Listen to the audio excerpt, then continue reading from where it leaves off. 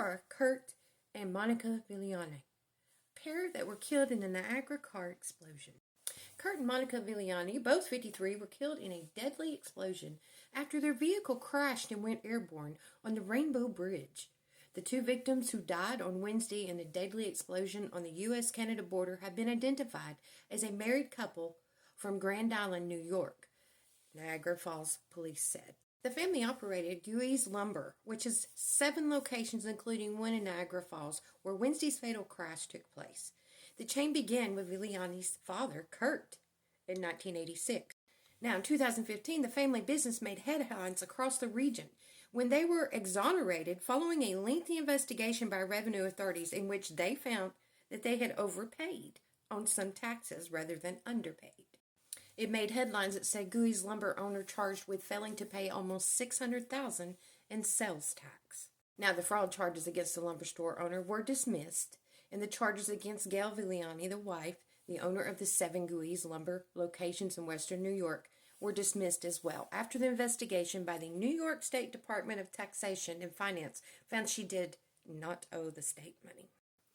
Now, everyone has stated that without ever being asked, they would just be giving and gifting. And that's the type of people they lost.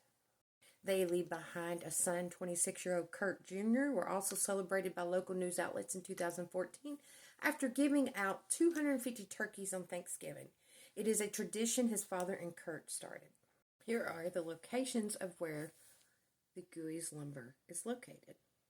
They supplied lumber and electric and most other accessories to Ace Hardware and many other stores. Let's take a listen at what some had to say about this couple.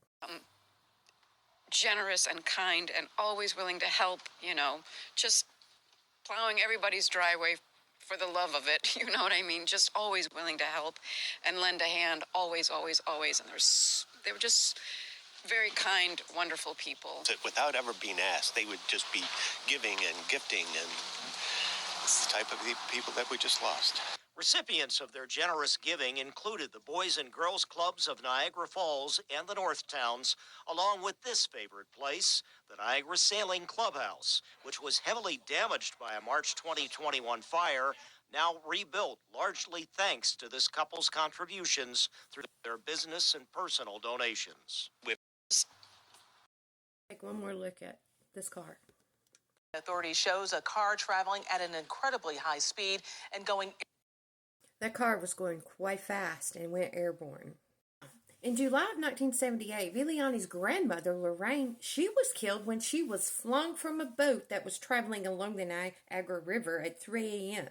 Kurt and his wife, Gail, were also on board at the time, but were unharmed. The boat struck the bridge while Lorraine Villaini was at the helm. The family later successfully sued the company that built the bridge after it was found to not have been properly illuminated for $120,000 in 1984. On-ride records show that the Villaini family owns a range of properties in the Grand Island area. Very tragic. I will not say accident because I don't know.